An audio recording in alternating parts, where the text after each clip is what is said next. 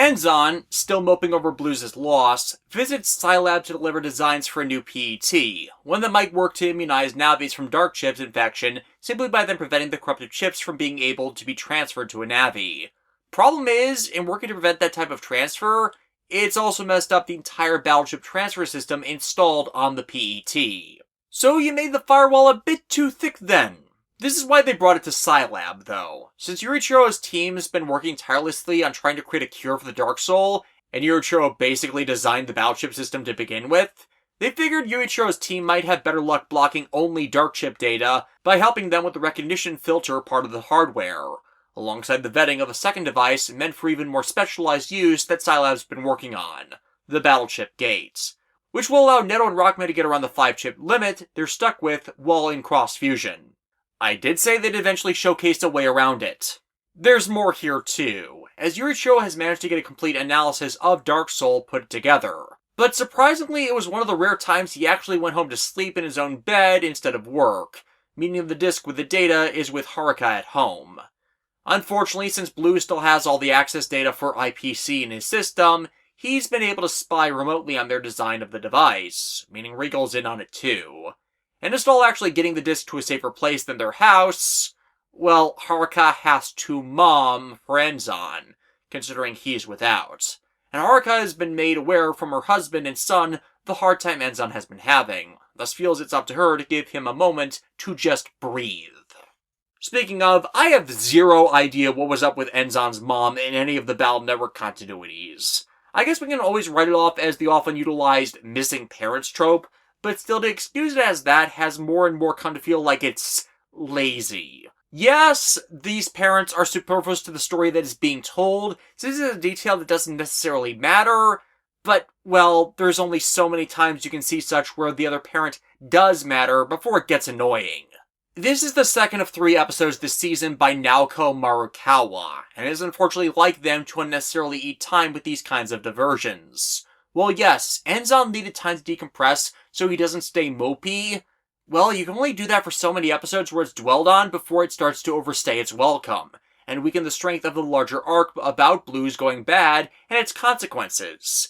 Scenes like this that stretch and stretch on are part and parcel to undermining a stronger arc with how it overstays its welcome. And Marukawa's means of time filling certainly does that, as there's a good several minutes where nothing happens, or it just regurgitates elements of this story that have already been addressed.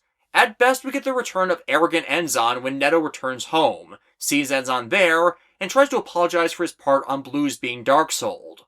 But the way Enzan is then portrayed as turning his nose up at the apology just acts as cover for how bad he feels, and taking advantage of their old rivalry to intentionally anger Netto into blowing him off. But this is different than how we've seen Enzan before, and why he looked down on Netto before, since they've long moved past that point between them. At best, it is another showcase of how awful he feels about the loss of Blues, and trying to get everyone off his back over it as he knows he has to move on. But both his own feelings and everyone around him with how they're treating him won't let him. It's doing as much harm as intended good to walk on eggshells around him, and would have been a far better execution of this story if he were to just openly admit he was sick of it, instead of it devolving into a fist fight that leads to his own personal breakdown, as this wasn't the right way to deal with it. Maybe, had the previous episode actually dealt with this directly, instead of effectively acting as filler, it would have worked better, as opposed to stretching the storyline out. But the way it is, like I said, this part of the story arc is overstaying its welcome. Regardless, Netto impresses on Enzan the need for him to fight with everything he has for what's important to him, not just abandon and destroy it, which comes into play when IPC's research center is wrapped in a dimension area, which materializes Gravity Man as a distraction while Blues logs onto the server to raid it for the new PET data. Enzan manages to stall Gravity Man by baiting him into attacking support pillars that bring parts of the building down on the realized Navi, showing once more that even without cross-fusion, that he can still fight as long as he's clever. But that's not the most effective against a Navi that freely controls gravity, even if he is as dumb as a post.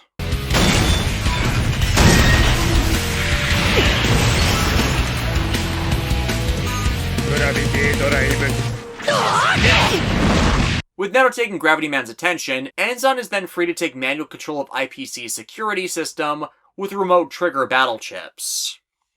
With him only having to stall Blues for 5 minutes like this before he'll be able to transfer the PET data off of the server and out of their hands. Neto succeeds in disabling Gravity Man by Enzan likewise informing him of his earlier tactic of literally dropping the building on the Darkloid.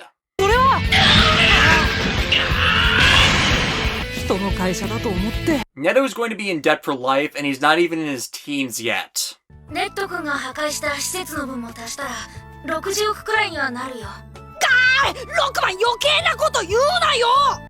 thing they have insurance! Though to be fair, this was Enzan's idea to start with. You can't exactly blame him for the execution when what he threw at Gravity Man was the heaviest object available.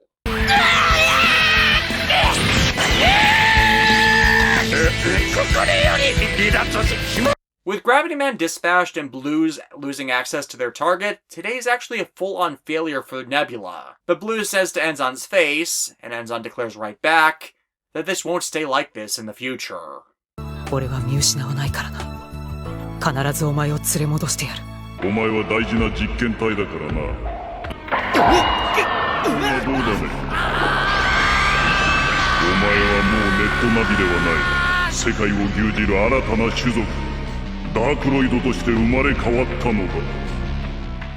The wrap-up.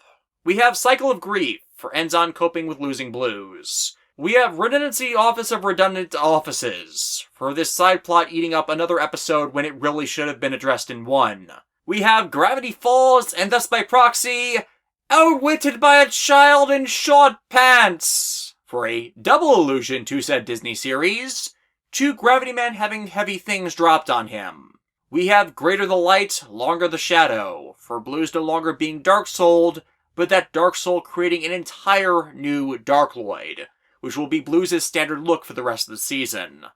Of the 3 malicious forms of the protagonist navis we see in this series, Darkblues.exe is my favorite, as it just makes him look just that much more extra.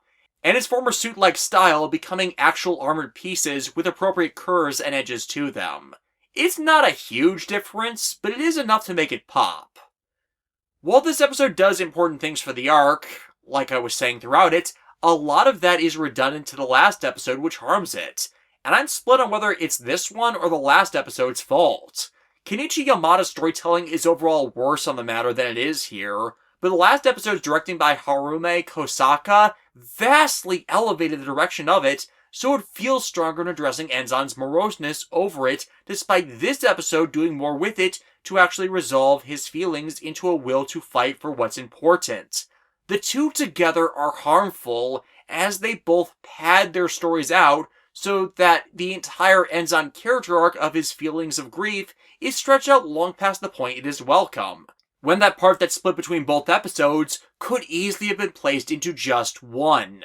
Had the model plot been just its own episode, it likely would have sucked, but by proxy the only thing buoying it up is the plot that would have been better had it been centralized in this episode alone. And between Naoko Marikawa, which fully fleshed out Enzan's work to actually deal with it, I'd rather her episode here have been the one to stay, so watching those back-to-back isn't so frustrating. As without the previous one bogging it down, this one does it better. Had it been paired with Harume Kosaka's directorial skill, it likely would have been much more of a standout than it ends up being. But as is again my thesis for this series, have the writing staff keep shooting the larger, stronger, and better storyline in the foot with their own issues.